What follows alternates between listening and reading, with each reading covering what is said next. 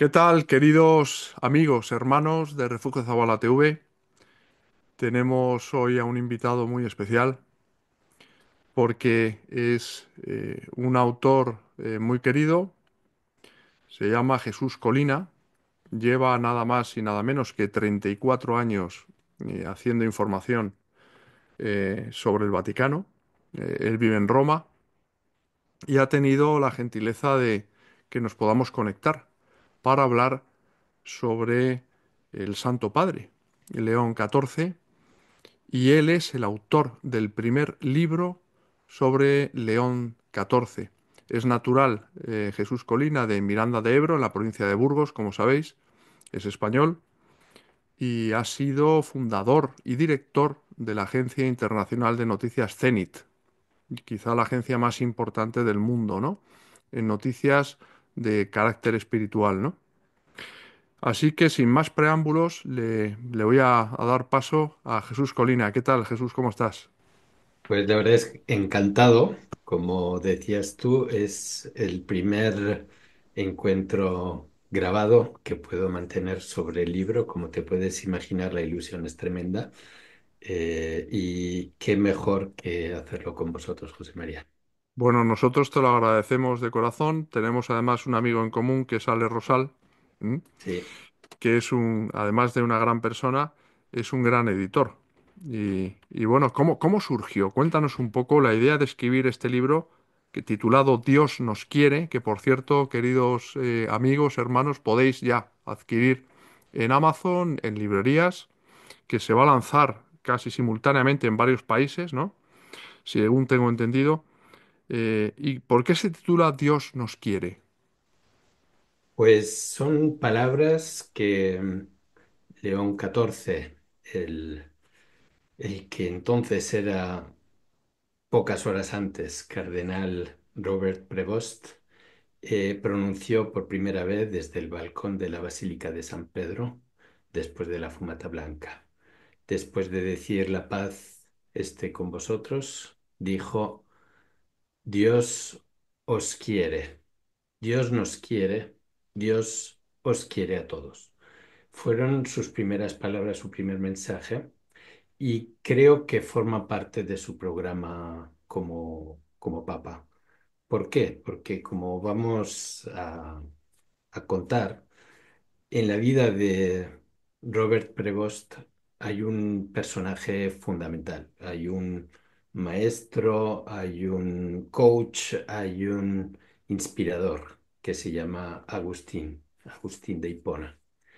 Y como, como fan de Agustín, como apasionado de Agustín, él ha tratado en su ministerio como sacerdote misionero, como superior de comunidades, ha tratado de transmitir esta única convicción fundamental sin la cual no se puede explicar ni la vida de Agustín de Hipona ni la vida de Robert Prevost, que es Dios me ama a mí personalmente, y me permite hacer su experiencia, me permite gozar de la plenitud del amor y de vivirlo íntimamente, que es quizá la revolución que trajo Agustín de Hipona, haciéndonos comprender el yo del amor con Dios.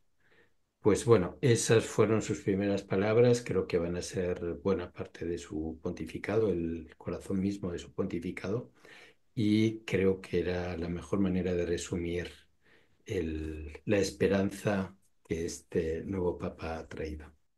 La verdad es que, bueno, es una gran alegría, ¿no? Saber que el nuevo Papa, pues, fue general de los agustinos, ¿verdad? Y en ese sentido, Jesús, tú lo sabes mucho mejor que yo, Agustín de Hipona, pues nos podemos ver reflejados nosotros mismos, ¿no? Es decir, todas las veces que hemos ofendido a Dios, y que hemos estado alejados de Dios. Yo soy un converso, aunque la conversión es de todos los días, ¿no?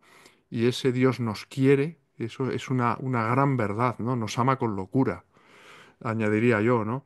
A pesar de nuestras miserias, ¿no? Y siempre está ahí, y nos ha hecho libres, podemos decirle que sí o que no. Es un gran título, además, con esa portada que la estamos viendo ahora sobreimpresionada del Papa, ¿verdad? Del nuevo Papa, y esa frase, ¿no? Que es una gran verdad, ¿no? Dios nos quiere a pesar de nosotros, de cómo somos y lo mal que nos comportamos muchas veces, ¿no? Ujú. Se me ha olvidado Sí, decir, por cierto, se me ha olvidado decir que es importante que Benedicto XVI te nombró consultor del Consejo Pontificio para la comunicación, las comunicaciones, ¿no? sí, Que sí, ahí es así nada. es. ¿Mm? Perdóname que te he interrumpido. ¿Qué ibas a decir a raíz de esto? No, te comentaba precisamente lo que tú estabas diciendo, y es que cuando he estudiado la biografía de Robert Prevost, en particular cuando entró al seminario menor cuando tenía 14 años, que es cuando él por casualidad descubre a Agustín de Hipona, porque él en teoría debería haber entrado al seminario diocesano, había vivido en una familia increíble, con una madre que estaba muy avanzada a su tiempo. Era una madre que tenía estudios universitarios de pedagogía, estudios universitarios de biblioteca, que había sido bibliotecaria de diferentes escuelas hasta llegar a ser bibliotecaria de la Catedral de Chicago, con un ha sido director de escuelas de Chicago, de diferentes de superintendente de escuelas. Una familia culturalmente vivísima, con otros dos hermanos súper creativos, súper activos, y en esa, y que hacían vida de parroquia, esencialmente la típica parroquia de los años 50-60 de Estados Unidos, de mayorías irlandesas, italianas, algunos franceses, etcétera. Y lo lógico es que él hubiera querido entrar al seminario diocesano, quería ser sacerdote desde pequeñín, jugaba a celebrar misa. A sus hermanos les aburría lo de celebrar misa, pero a él le encantaba. Y curiosamente, decide Perdona, que... del padre no has hablado. Del padre te contaba que es un gran educador, un fenómeno de la educación. Eh, Tenía a su cargo escuelas de Chicago y además en la parroquia era catequista. Y tenía un talento tremendo de educación. Era el típico maestro que escucha, que se dedica al chaval que tiene problemas, que está resolviendo y que, vamos, ha dejado una huella increíble. Él había sido héroe de guerra en el desembarco de Normandía. Caramba. Fue jefe de fragata o comandante de fragata de Sí. las que desembarcaron. De hecho, el gobierno americano ha publicado en su página web una página eh, reconociendo los servicios prestados se llamaba Luis, y además había hecho también otros desembarcos en otras playas de Europa después de Normandía. Pues bien, y Perdona, y sus entonces hijos. Prevost, Robert Francis Prevost, se cría en una familia de sus padres, tres hermanos, ¿no? Él es el Sí, mayor, ¿qué número hace? él es el pequeño. El pequeño. Tiene, son muy seguidos, hay 4 años de diferencia entre los tres hermanos. La mamá era de edad bastante superior al papá, tenía 8 años más que el padre. Como te digo, una mujer de talento, le encantaba el teatro, le encantaban los disfraces, él cantaba muy bien, grabó un disco con el Ave María y cantaba obviamente en el coro de la parroquia. Y como te digo, vivían en torno a la parroquia, que en esas épocas, sobre todo en Estados Unidos, la parroquia también tenía la escuela parroquial y los chicos iban a la escuela parroquial y las fiestas eran en la parroquia y organizaban obras de teatro en las que ellos participaban y demás, lo cual permitía pensar que el muchacho iría al seminario diocesano, Claro, ¿y sus pero dos tenía un hermanos? lío No. a Michigan. No, sus dos hermanos, el mayor se fue a la Marina, siguiendo el ejemplo de su padre, y el mediano se fue a la educación y se convirtió en director de escuela como su padre, Qué bueno, solo para decirte la impronta que ha dejado su padre en los demás. Y curiosamente, Robert, en casa le llamaban Rob, Robert se va al seminario pequeño, pequeñín que tenían los agustinos en Michigan, lejos de casa, porque le caían bien los muchachos que se habían ido antes que él a ese seminario. Y dijo, pues yo voy ahí y luego ya decidiré dónde me quedo o dónde voy. Y bueno, en ese seminario, a los 14 años, claro, siendo un seminario de agustinos, descubre San Agustín y descubre en ese momento de maduración de adolescente, como él explica su propio yo. Agustín de Hipona explica que Dios es más dentro que mi propio adentro. Interior intimo meo en latín, que significa que Dios es más íntimo de mi intimidad misma. Y, y eso le llevó a descubrir su propio yo, a descubrir la vida de comunidad, que obviamente entre los agustinos es fundamental, eh, de manera que ya quedó marcada para siempre, para toda su vida, esa relación que vamos a ver citado mucho en este pontificado. Todas las obras que he leído de Robert Prevost, Agustín siempre es el segundo más citado. Obviamente, el primero es la Biblia. qué bueno, qué bueno. Oye, qué labor de investigación, cómo has escudriñado, ¿verdad? En las raíces del Santo Padre, ¿eh? Es increíble en tan poco tiempo, porque ha sido Bueno, un instant book, ¿no? sí, es un instant book. Como aquí nadie nos escucha, te voy a decir un secreto. Y es que a mí los cardenales no me preguntan a quién quieren escoger. De manera que no tenía ni idea. Yo había escrito un artículo en el debate en enero de 2023 diciendo Robert Prevost es papable. Y lo Ujú, escribí porque el Papa Francisco le nombró prefecto del dicasterio para los obispos y en ese momento analicé su biografía y me quedé súper impresionado. O sea, un americano que es misionero en Perú y que creó primero una diócesis en Perú, llegó, era nada y se entregó y un año después de que lo dejara Juan Pablo II creó una diócesis en Perú donde él había trabajado. Después Francisco le llama para ser obispo en otra diócesis de Perú.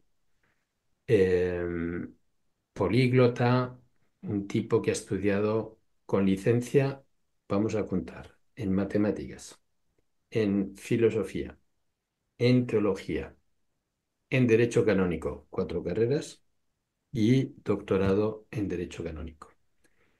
Un tío que ha sido superior general de los agustinos, siendo bastante joven, que ha viajado por el mundo. Y entonces yo cuando vi eso dije, jo, este tío es un papable, es que lo tiene todo. ujú. Luego pasó el tiempo, esto era enero de 2023. Luego pasaron los 2 años y yo preguntaba en el Vaticano, pero bueno, ¿cómo es Prevost? ¿Qué sabéis de él? ¿Qué hace? Y todo. Pues yo, es muy sencillo, hace su trabajo, no dice nada y como que dije, pues bueno, será que no es lo suyo, que él va a lo suyo, obedece y tal. Y, y lo que a mí me parecía algo que le descartaba, en realidad para los cardenales fue lo que les convenció. Es decir, que es una persona humilde, sencilla, que hace su trabajo, que concibe el poder como servicio. Y eso dio sin duda a muchísimas garantías, muchísima esperanza. Y de manera que te confieso que no estaba preparado. Cuando salió su nombre, dije, madre mía, Fíjate, tenemos Houston, tenemos un problema. Y es que Prevost no ha escrito un libro, no ha escrito nada.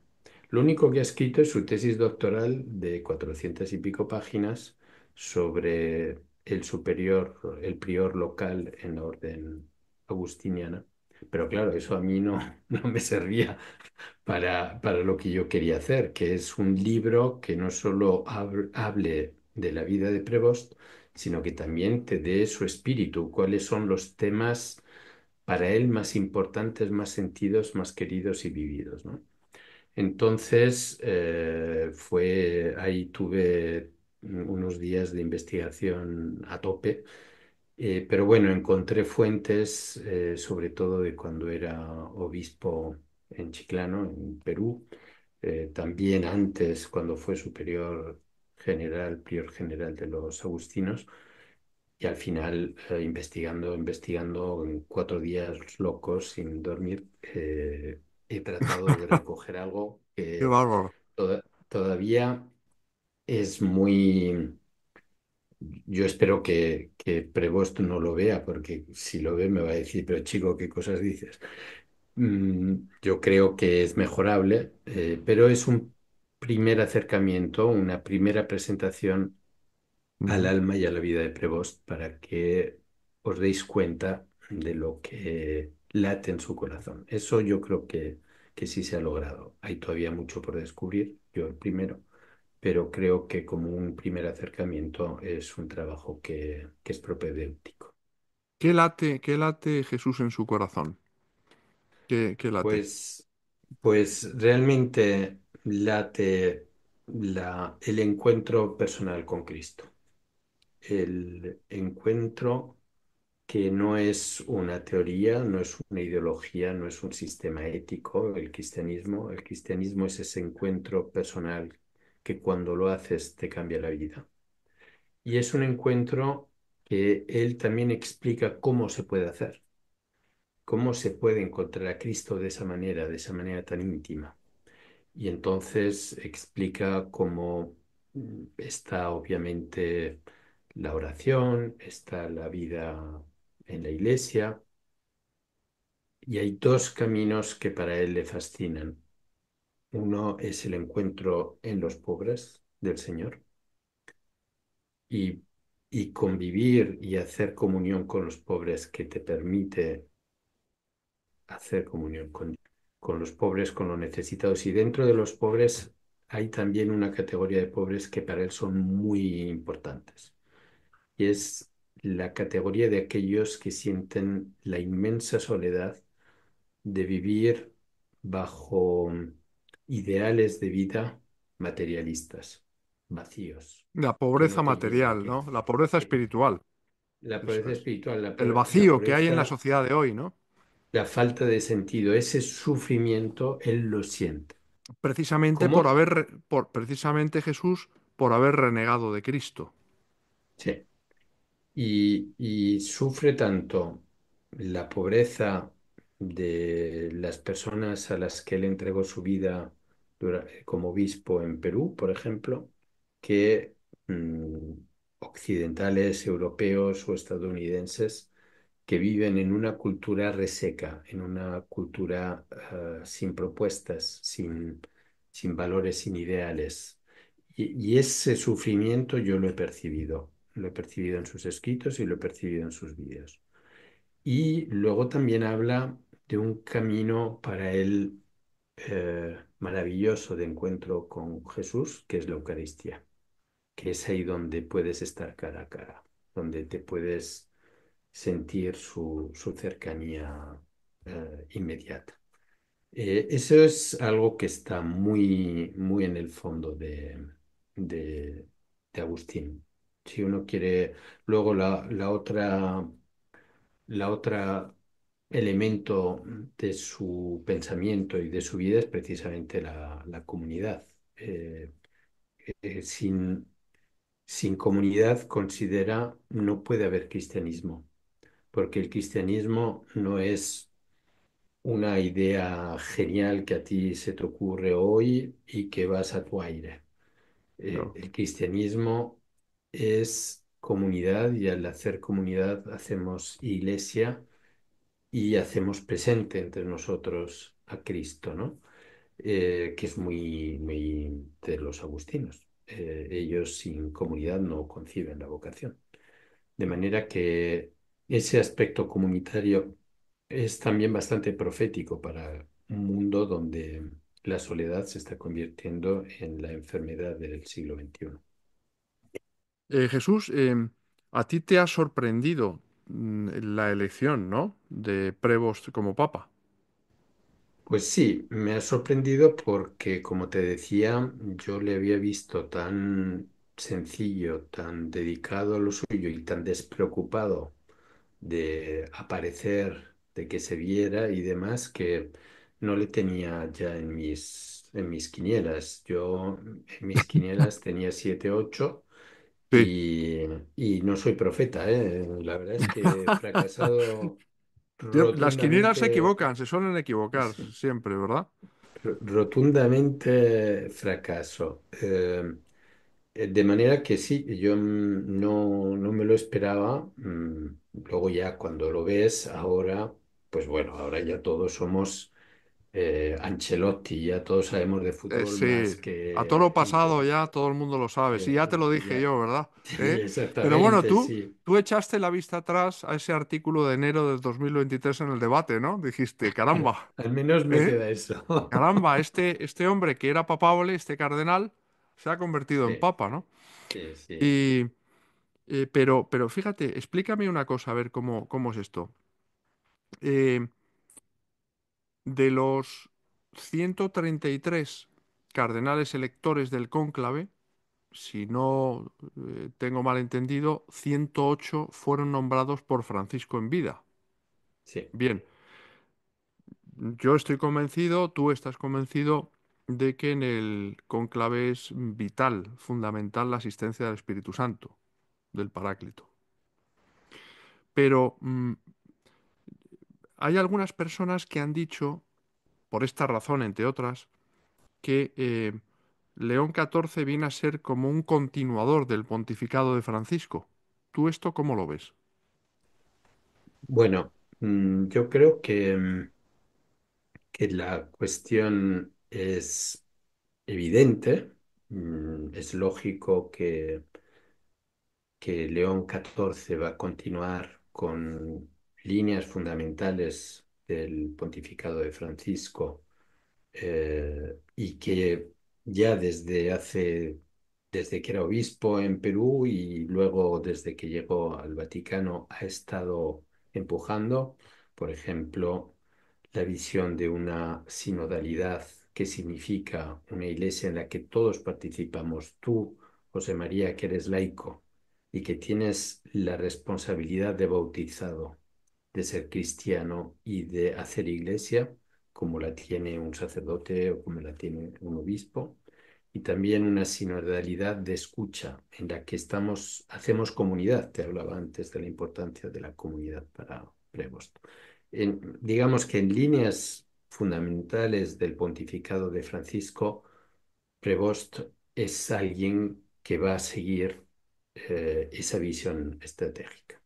Ahora bien, si pensamos que el pontificado de Prevost de León XIV va a ser una réplica o una fotocopia del de Francisco, entonces te equivocas, pero vamos, magistralmente.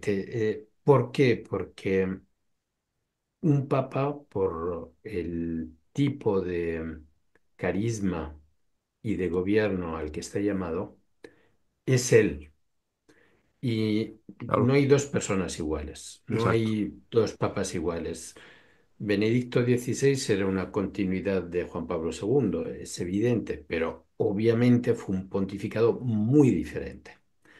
Lo mismo podemos decir de Francisco y Benedicto, hubo una continuidad, hubo un montón de documentos compartidos, de visiones compartidas y de espíritu compartido, pero son dos pontificados totalmente diferentes. Pues va a pasar lo mismo con León XIV. Va a haber una continuidad de fondo evangélica y eclesial, pero va a ser otra manera de ser papa. De manera que me parece siempre muy adecuado cuando se dice que el papa no es sucesor de su predecesor, es sucesor de Pedro.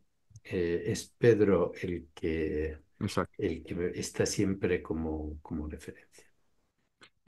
Hablábamos antes de las quinielas, que han fallado todas, yo creo, en este caso y en otros muchos.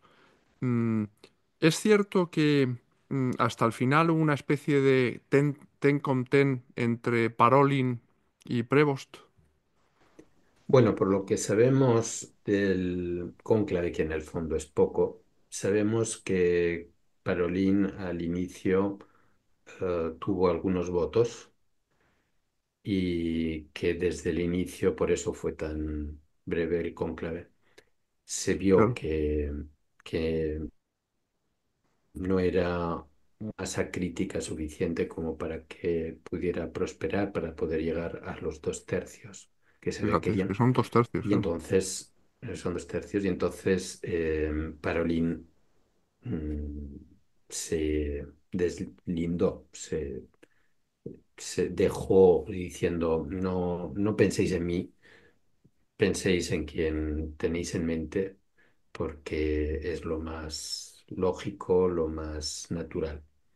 De manera que en la última votación, la cuarta, la mayoría fue apabullante. No sabemos exactamente, pero se requerían 89 votos y parece que superó los Los 100 y 100, pico.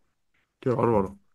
sí, sí, Hablabas de algo que es muy cierto, Jesús, y es que no hay dos papas iguales, y por otro lado, eso no significa que en líneas generales el pontificado de León XIV pueda ser de algún modo continuista con el de Francisco en algunos aspectos, ¿no?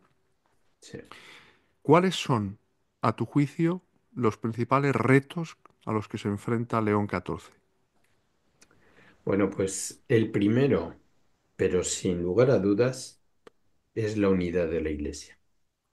Mm, Por dos motivos. Para empezar, porque el Papa es Papa para la unidad de la Iglesia. Cuando Jesucristo nombra a Pedro, le nombra para que sea la piedra, para que sea la unidad. El ministerio del Papa es el ministerio de la unidad.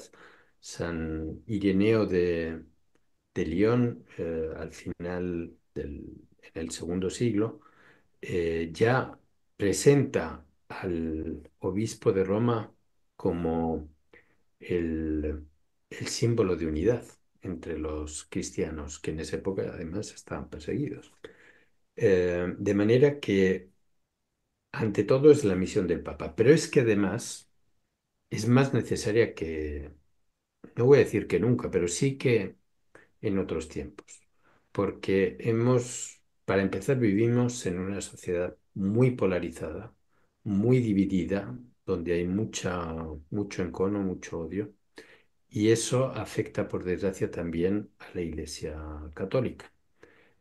Las ideologías, las sensibilidades también afectan a los Que eso enlaza bautizados. con lo que tú comentabas, Jesús, de la gran preocupación que tiene el Papa por la pobreza espiritual, por la increencia, ¿verdad? Sí, Por sí, el haber relegado a Cristo de sus vidas, haberlo sí, apartado, y todo eso está relacionado, ese encono, ese odio, esa división, esa polarización de la que hablas.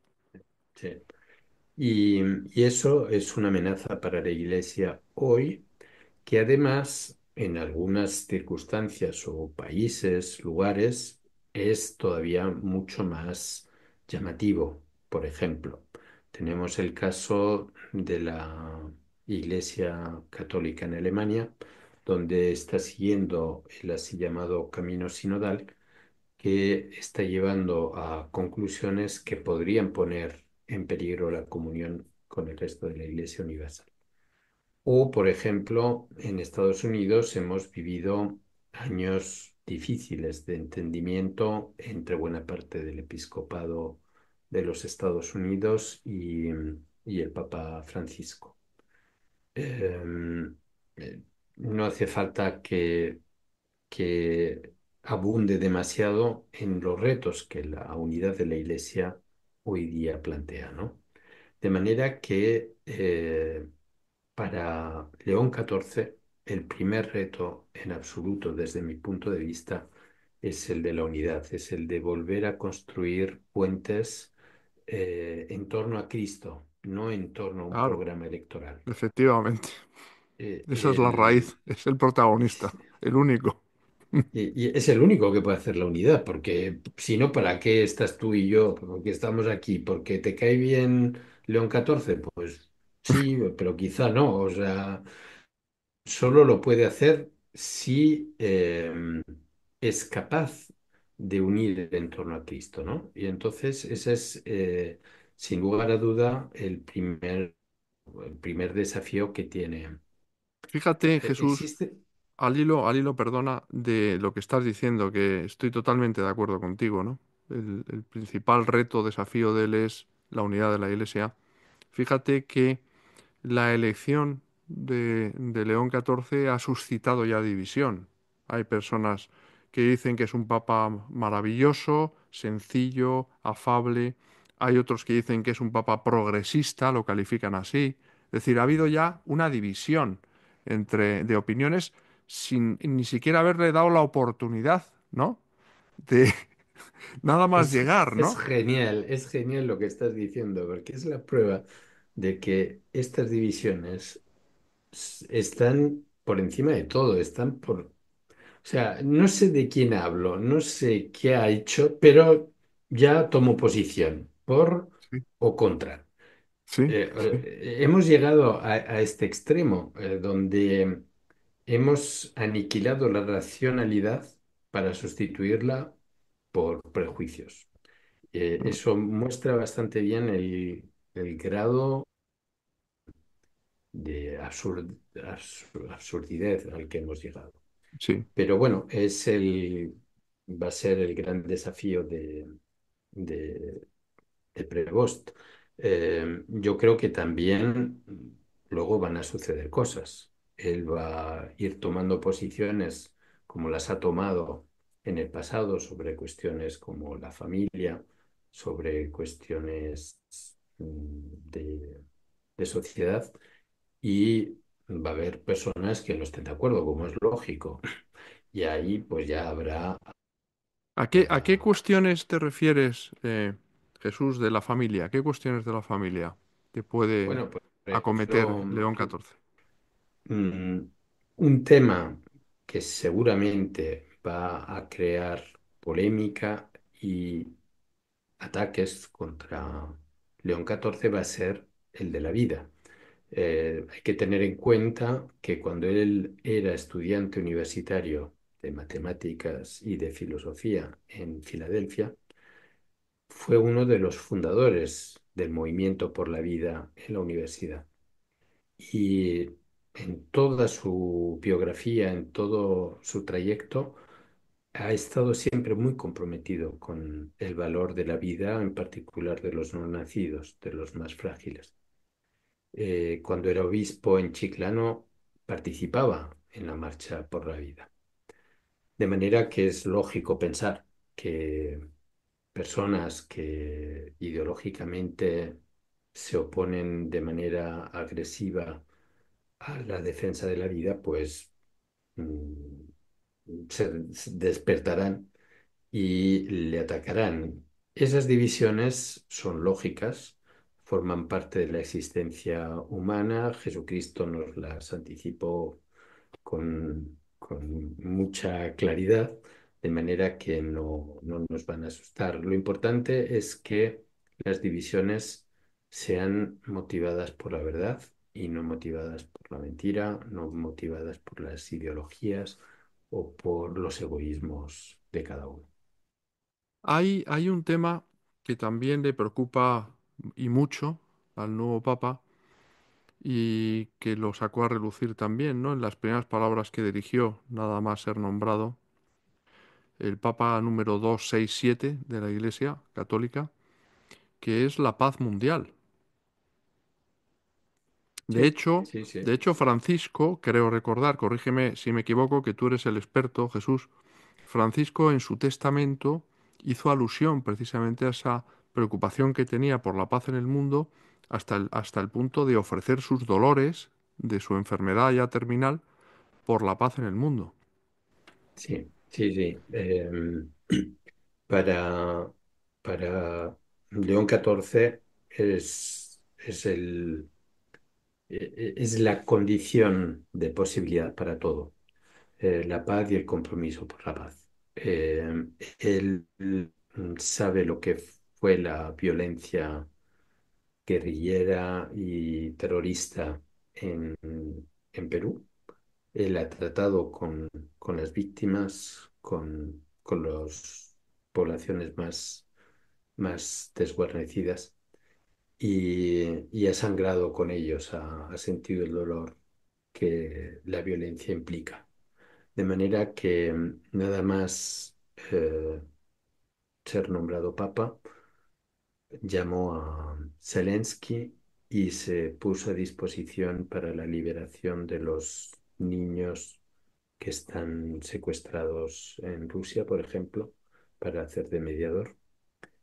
Me impresionó muchísimo las palabras que nos dirigió a los periodistas que han seguido tanto el fallecimiento de Francisco como el cónclave y su nombramiento, en las que dedicó palabras muy fuertes al compromiso de los periodistas para que se conozcan las situaciones de guerra a pesar de que están arriesgando la vida y se la juegan. Eh, son temas que ha vivido en primera persona y por tanto puede comprender mejor que yo al menos lo que está en juego.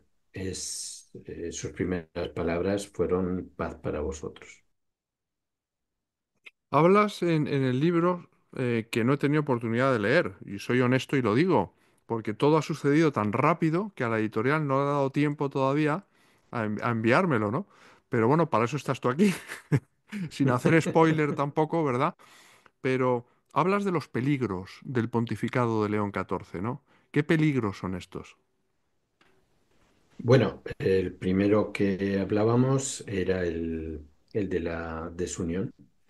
Luego tenemos la falta de unidad de la Iglesia. Luego tenemos otro tema complicado que tiene que afrontar, que es el escándalo de los escándalos.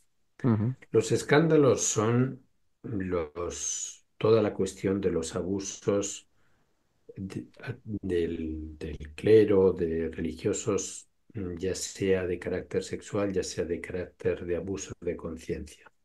Esos son los escándalos, pero luego está el escándalo de los escándalos, que es por tratar de presentar una imagen de una iglesia y de sus pastores eh, limpia, pura, perfecta, inmaculada y santa, encubrir y justificar lo que es injustificable.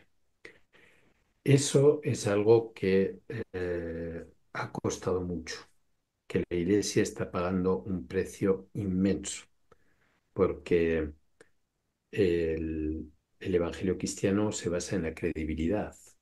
Primero, obviamente, la credibilidad de Jesucristo y su mensaje, pero luego se basa también en la credibilidad de sus transmisores de ese mensaje, que son los bautizados y que son los pastores. Pero estos escándalos han hecho perder confianza y credibilidad a la Iglesia.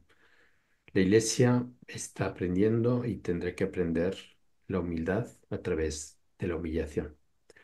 Y, y León XIV tiene como misión en estos momentos hacer que pasar página, que asegurar que la reforma de la Iglesia es verdadera, es profunda. Por desgracia, en los años precedentes, cuando se han analizado este tema, había dos corrientes de interpretación. Una, vamos a llamarla los liberales, que le atribuían sobre todo al clericalismo, es decir, a un ambiente cerrado en el que los sacerdotes pueden tener un control total de circunstancias o de las personas y que les han permitido hacer lo que han podido hacer. Y es verdad. Los más conservadores lo atribuían a aquella liberalidad de costumbres que se promovió en los años 60 y 70 y que penetró en ambientes eclesiales y que llevó a aceptar lo inaceptable éticamente. Ninguno de los dos dan todas las respuestas. Son respuestas parciales, pero hay que ir todavía más a fondo. Y esta es una de las misiones que ahora tiene eh, León XIV en la formación de los seminaristas, de los sacerdotes. Eh, Al fin y al cabo, estas cosas también sucederán porque los hombres somos frágiles. Por desgracia, hay criminales en todos los sitios, pero, pero ir a fondo, reformar y purificar la iglesia, que siempre debe ser reformada y purificada, va a ser uno de los grandes temas, peligros que tiene enfrente el nuevo Papa. Luego hay otro gran desafío, que es el que todos tenemos en mente cuando pensamos en los desafíos que la iglesia tiene en estos momentos, y es la pérdida de la práctica religiosa. Mm. Eh, Vemos cómo, por ejemplo, desciende el número de vocaciones al sacerdocio. Vemos cómo desciende la práctica, por ejemplo, los bautismos o los matrimonios. Y, y permíteme hacer publicidad al libro, porque quizá esto es lo más interesante para mí del trabajo que he hecho. He hecho un análisis de los últimos 25 años de la evolución de la Iglesia en el mundo, en particular de bautismos, de matrimonios, de número de seminaristas, de sacerdotes, de religiosas, etcétera. Y la verdad es que al final la fotografía es bastante diferente a la que en un primer momento había pensado. Para empezar, el cristianismo es más grande que nunca. Nunca en la vida, nunca en la historia de la humanidad ha habido tantos cristianos y tantas comunidades dinámicas. Eso es algo que en la fotografía a veces perdemos. Pensamos en las vocaciones sacerdotales, pero nunca ha habido tantos sacerdotes. Y no es verdad que faltan ordenaciones de sacerdotes, pero dado que aumenta la edad de vida de las personas, sigue habiendo muchos sacerdotes, ya mayores, eso sí, una edad media muy elevada. Pero es muchísimo más grave la crisis de religiosas. Las religiosas están descendiendo a una velocidad impresionante. Están cerrando Estamos muchos conventos. hablando, sí, estamos hablando que en el 2000 había en torno a 1 millón de religiosas y hoy estamos a unos 600.000. Imagínate el bajón que significa y lo acelerado que va a seguir siendo. Donde más grave es la situación es en el de los matrimonios católicos. Y posiblemente en ese sentido, uno de los países del mundo en absoluto donde el matrimonio sufre más, el matrimonio con Dios, el matrimonio en la iglesia, es precisamente España. Claro. Pero hay también muchos signos de esperanza. Por ejemplo, un dato que he descubierto haciendo este análisis es que por primera vez en la historia de la Iglesia hay tantos laicos comprometidos en la evangelización como misioneros que sacerdotes. En el mundo hoy hay más de 400.000 laicos dedicados a la misión, más que sacerdotes, un poco más. La Iglesia también está cambiando. El compromiso de los laicos está transformando la Iglesia y ya lo empezamos a ver, ya empezamos a ser testigos. Esta, De esta manera que crisis, ese estudio, Sí, Sí, esta crisis vocacional, sobre todo como tú comentas, Jesús, en las religiosas, pero también en los sacerdotes. Hay seminarios que están vacíos o que han cerrado. Y es frecuente, sin ir más lejos, en Madrid, vas a una iglesia y te encuentras a un sacerdote africano celebrando la misa. sí, Es decir, eso forma parte de que ya, digamos que las cadenas de oración se han roto. Es decir, todas esas religiosas de vida contemplativa, ¿no? Que sostenían con sus oraciones la iglesia, las vocaciones, todo eso, como tú dices, está en crisis ahora mismo.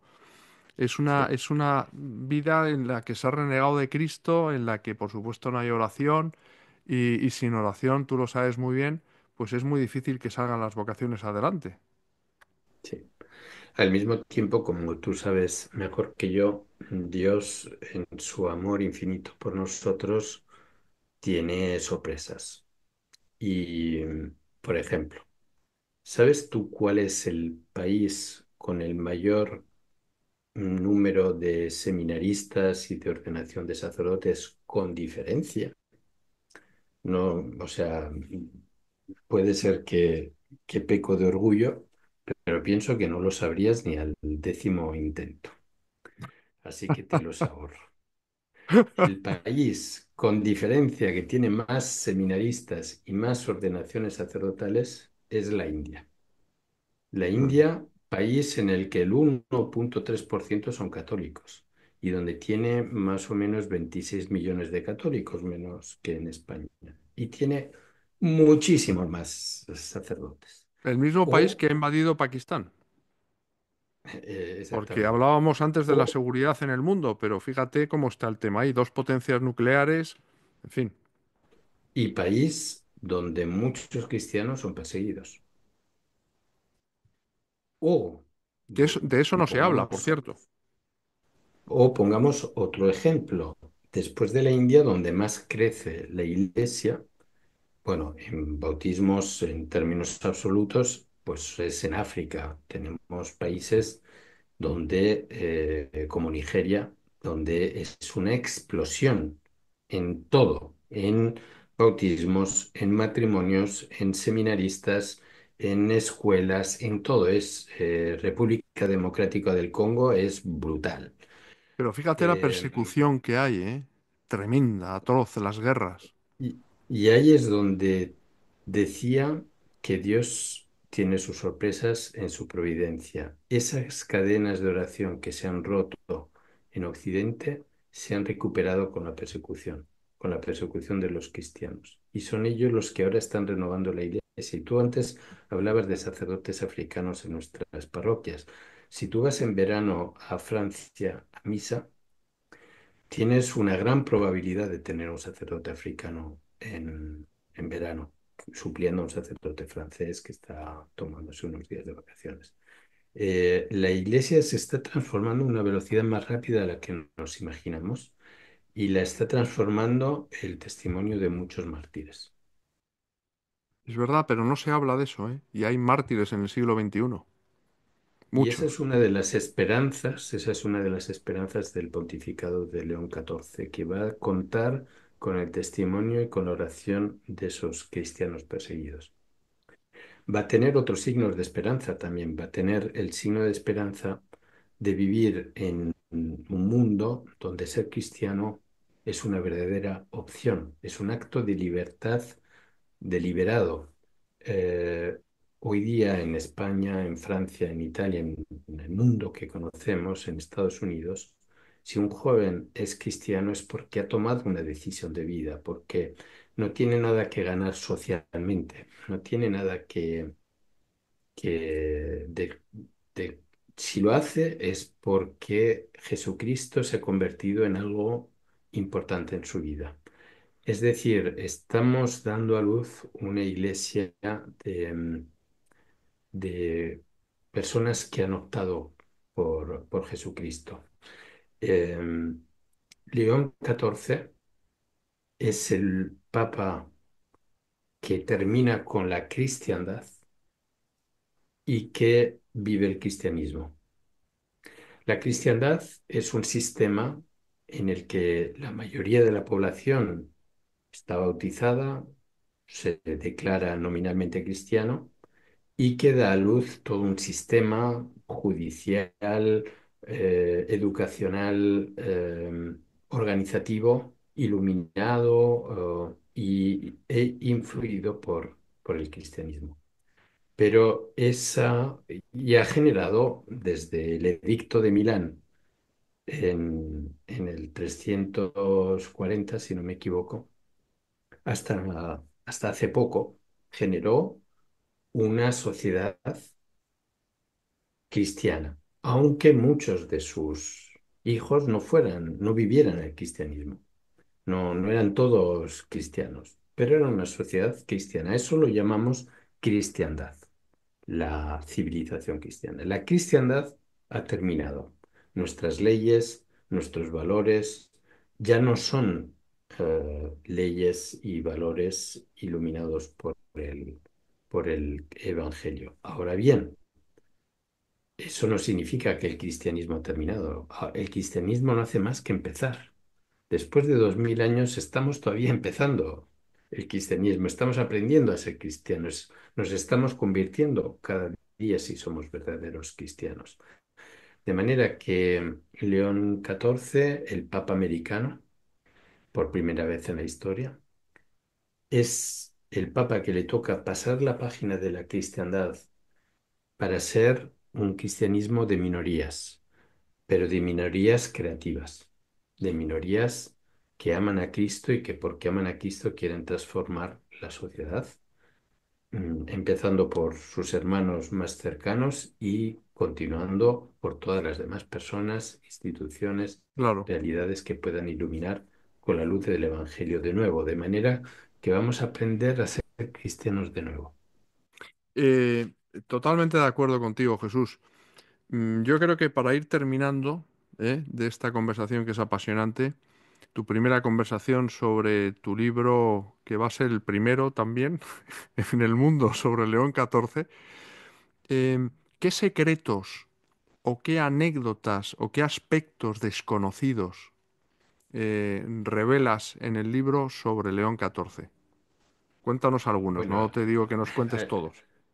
hay una anécdota que me ha divertido mucho y es que León XIV, cuando era cardenal, bueno, estaba recién nombrado cardenal, acababa de llegar a Roma y tuvo un encuentro con los agustinos. Y en este encuentro explica que cuando él vio a Francisco en el balcón de la Basílica de San Pedro como nuevo papa, dijo, genial, y se lo dijo a sus frailes, eh, ya no voy a ser obispo, porque cuando, cuando él era superior general, prior general de los agustinos, él viajó bastante a Buenos Aires y visitaba a Francisco, se veía con Francisco, y él explica, no os voy a decir la razón, pero no estaba de acuerdo con Francisco. Estábamos en desacuerdo en general. Lo cual significa que este tipo no me va a escoger obispo, pero ni de coña. Y, y Francisco le escoge de obispo y le dice, vete a Perú, que es donde tú habías estado antes y que es lo que te va a gustar. Y ya ahí Francisco pensó en él, le dejó sus 8 años en Perú y luego le trajo a Roma en el centro mismo del cristianismo donde se nombran a los pastores de la iglesia. De Y le manera que nombró esa es cardenal. una... Le nombró cardenal y le nombró miembro de todos los organismos vaticanos, le dio todos los nombramientos que le podía dar. O sea que... Yo, que soy un profeta, vamos, de tercera división fracasado, no lo vi, pero los cardenales lo habían visto, vamos, a ojos legua. Otra de las anécdotas de... Perdona, perdona, que te voy a hacer un paréntesis.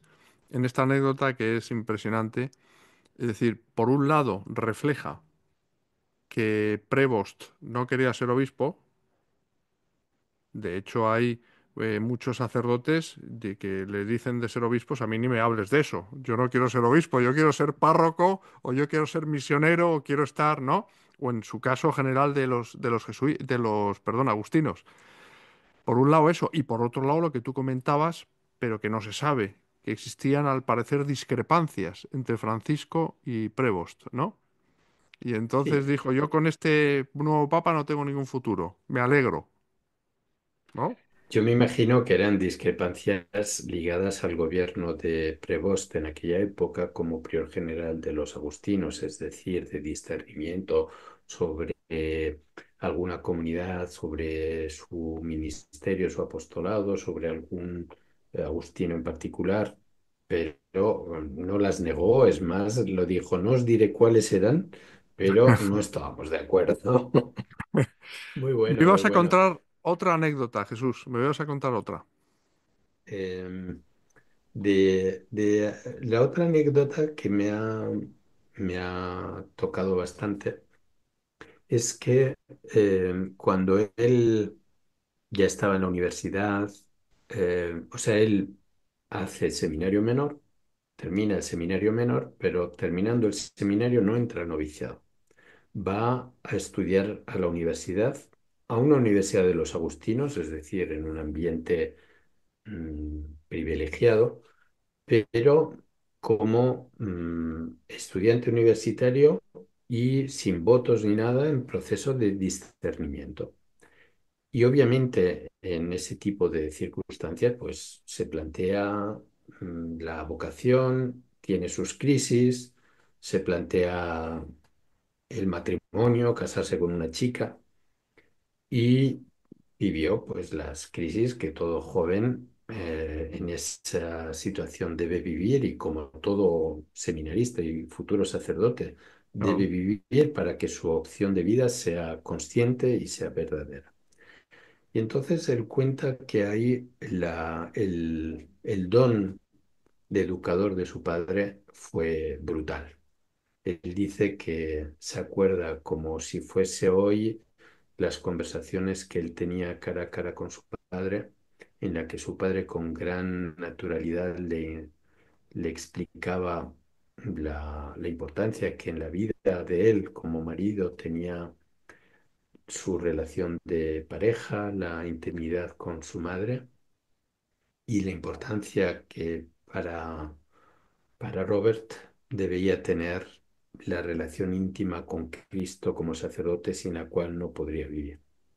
Y dice que eso él escuchaba y cuando escuchaba a su padre se daba cuenta de que tenía que escuchar, de que lo que le estaba diciendo su padre era realmente lo que necesitaba escuchar para su vida y esas conversaciones se mantuvieron en su corazón después en momentos de crisis y la recuerda como si fueran hoy.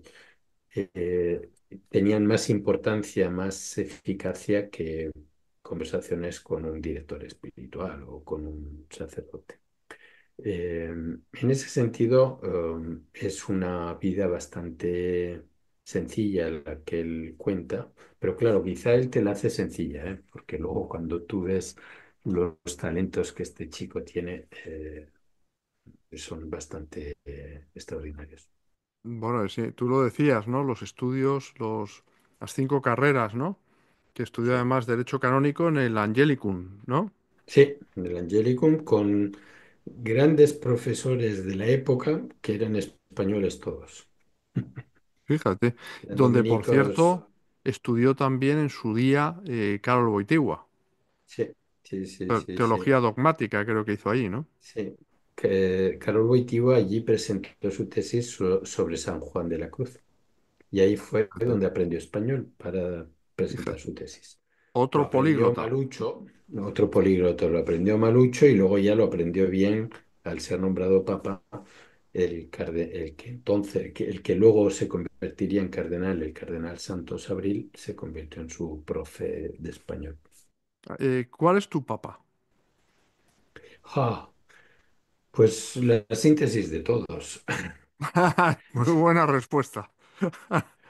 Sí, Pero siempre habrá un papa que te haya tocado especialmente.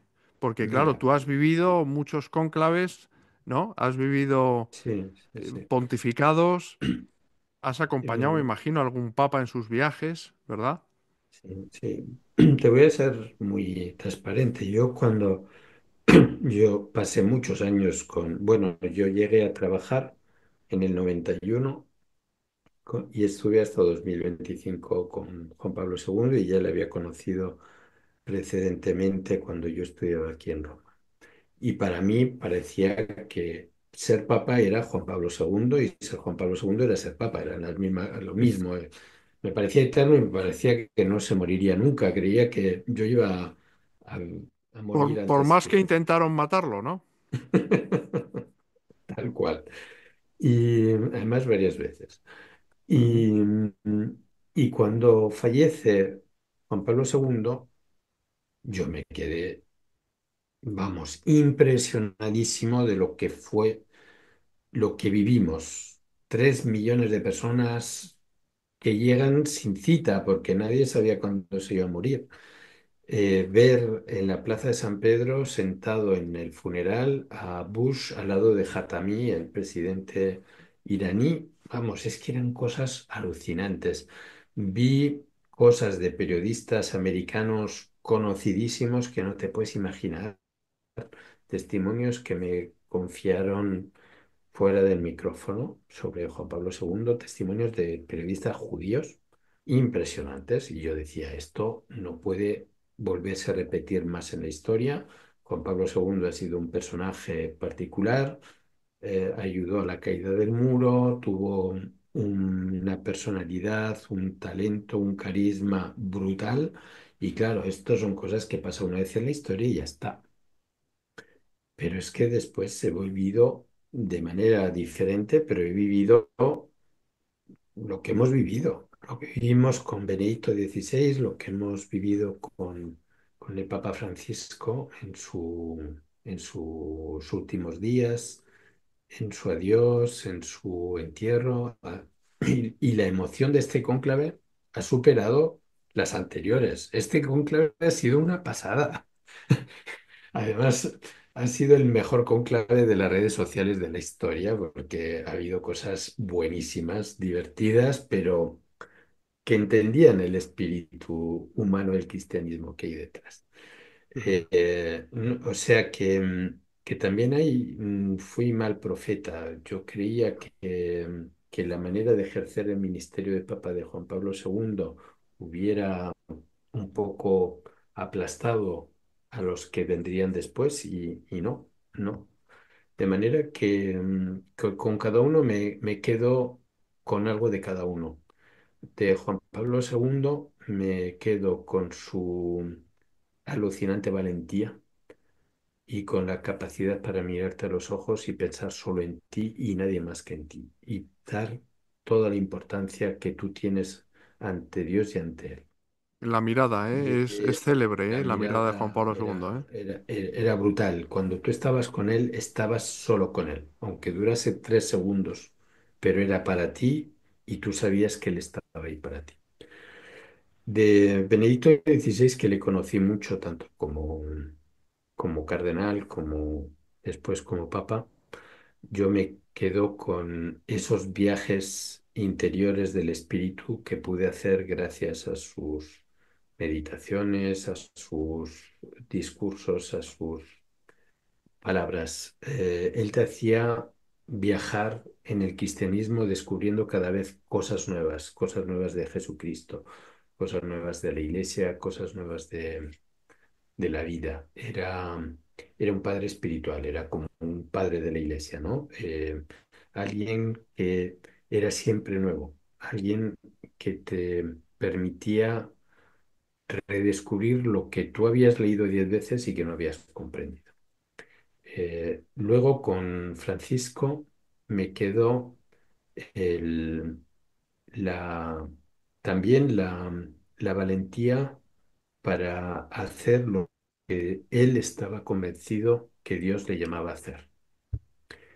Él sintió al ser, bueno, yo conocía a Francisco antes de ser papa y cuando le veo salir el Ejido, cuando le veo salir en el balcón de la Basílica de San Pedro, dije, vaya rollo que nos va a echar. Esto va a ser aburridísimo. Porque cuando yo me cruzaba con él en Roma siendo cardenal, era aburrido. Te le cruzabas, sí, buenos días, ¿qué tal? Bien, bien, con esto, y iba a lo suyo. Cuando es elegido papa, es que se transformó.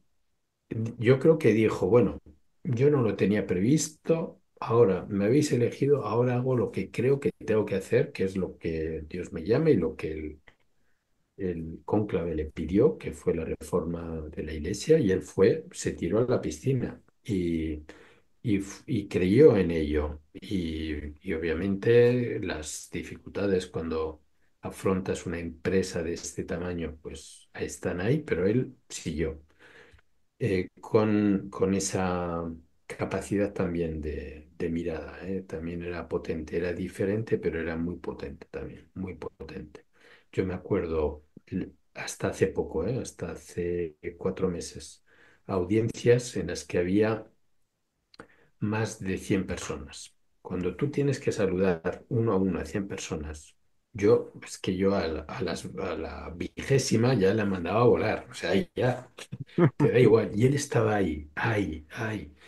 Y por a cada uno tenía una palabra, una broma o un comentario o una escucha. También en eso me impresionaba mucho, la verdad. Jesús, y llegamos a León XIV. ¿Qué esperas tú de León XIV? ¿Crees que va a ser un buen pontificado? Que... Yo creo que va a ser un buen pontificado, creo que va a ser León XIV, es decir, va a ser un pontificado con la personalidad suya, muy diferente a las anteriores, es decir, alguien que va a armonizar la espiritualidad de Agustín Ujú. con la capacidad estadounidense de relación y de gestión. Esa va a ser su contribución específica. Va a hacer que la reforma que había comenzado Francisco quede estructurada, quede organizada. Para eso los americanos son buenos, pero sin perder el espíritu. Y en eso tendrá su coach, que será Agustín de Hipona.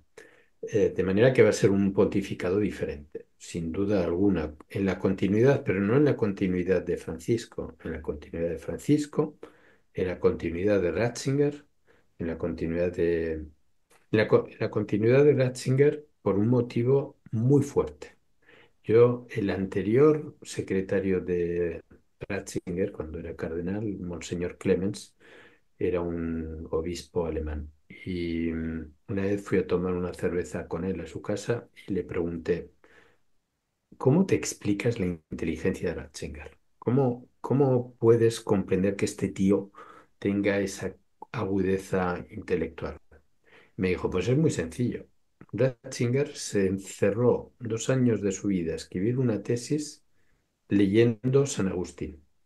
Y Fíjate. cuando tú te enfrentas a un autor de este tamaño, tu cerebro queda plasmado. Necesariamente te afecta. Pues bueno, ahora tenemos un segundo cerebro como papa que ha quedado plasmado por San Agustín y eso les une. Y Bueno, Jesús, luego, perdona, perdona. Sí, sí. Dime, dime. Luego. y para concluir, con Juan Pablo II hay algo que le une brutalmente, que es la pasión por la nueva evangelización. Como americano, es alguien que comprende perfectamente la importancia de la sociedad de la imagen, la producción audiovisual, los nuevos lenguajes. Lo entiende perfectamente. Su intervención en el Sínodo de los Obispos del 2012 fue sobre este argumento. Y él explica cómo la nueva evangelización debe transformar nuestra capacidad de comunicación, también en la manera de hacer cultura y de hacer cultura audiovisual. Así que, José María, te queda trabajo por delante. Oye, Jesús, no, y además voy a aprovechar para emplazarte a otro programa, porque, oye, Yo treinta y encantado, cuatro años en el encantado. Vaticano, dan para mucho, todas las experiencias que habrás vivido, y ya sabes que este es un canal católico donde los suscriptores pues están ávidos de interés, ¿no? Porque personas como tú compartan sus experiencias personales en el Vaticano, con los papas, los cónclaves. Así que si te parece bien, conectaremos otro día para hacer un programa, ¿eh? Me encanta, me encanta. Te Pues invitamos, esta es tu casa. la verdad es que yo me siento el tío más afortunado del planeta por hacer lo que me gusta, que Mm. es ser comunicador y hacerlo sobre lo más maravilloso que me ha sucedido en mi vida, que es la fe, la iglesia, encontrar a Jesucristo. Si lo puedo hacer, creo que es un deber y es una gozada. O sea, yo me lo he pasado genial con vosotros. O sea, Bueno, que y bueno, y todos nuestros suscriptores, que son más de 260.000. O sea, somos una gran qué familia. pasada, qué Eh, pasada. ya verás las vueltas que va a dar este vídeo y el bien sobre todo que va a hacer a tantas personas que necesitan un poco de luz, ¿no? En medio de tanta Bueno, oscuridad. pues lo que yo os digo y que me parece muy importante, y quizás solo por eso Dios ha querido que estemos aquí tú y yo juntos, es que empieza un nuevo pontificado. Yo creo que estos que nos escuchan, estos que hacen comunidad y comunión con nosotros, tienen una gran misión, que es ayudar a León XIV a vivir el cristianismo, a hacer vivir el cristianismo, ayudar a vivir el cristianismo, irradiar el cristianismo con nuevos ojos, con nuevo entusiasmo, con nuevo ardor o en estos momentos. Yo creo que todos si los 200.000 y pico, ¿cuántos dijiste que somos? Doscientos sesenta y un mil para ser exactos. Si somos 261.000 y ayudamos a transmitir con entusiasmo, con belleza, lo que quiere transmitir León XIV, que es el encuentro personal con Cristo, el ser hermanos gracias a nuestro amor por Cristo, nuestra fe en Él, podemos transformar el mundo. Bueno, y desde este Él, momento ya podemos pedir a nuestros suscriptores que recen, aunque solo sea una Ave María, por las intenciones del Papa y por su muy bueno, pontificado, que dé seamos mucho prácticos. fruto en las almas, ¿no? Seamos Y en la prácticos, Iglesia, seamos prácticos. ¿verdad? Si solo fuera por esto, yo creo ahora comprendo por qué todas estas prisas, por qué lo hemos logrado hacer tan rápido, porque esto es necesario. Bueno, Jesús, voy a despedir el programa. Ahora estoy contigo. Eh, Queridos hermanos, no, no amigos ni suscriptores, no, no, hermanos en Cristo. La verdad es que ha sido una gozada la conversación con Jesús Colina. 34 años haciendo información del Vaticano es prácticamente toda una vida. Y él es el autor del primer libro sobre León XIV, el nuevo Papa, que se titula Dios nos quiere. Es un libro que vale la pena leerlo, devorarlo, reflexionarlo, porque nos ofrece una primera semblanza profunda desde las mismas raíces del Papa que tenemos ahora, que nos ha dado el Espíritu Santo. Así que os animo a que lo adquiráis, que lo compréis, lo tenéis en Amazon, es un fenómeno mundial, se va a publicar simultáneamente en otros muchos países y bueno, y nos ofrece pues muchas anécdotas, mucho color y luego profundiza también en los grandes retos, algunos de los cuales hemos hablado en este programa con Jesús Colina.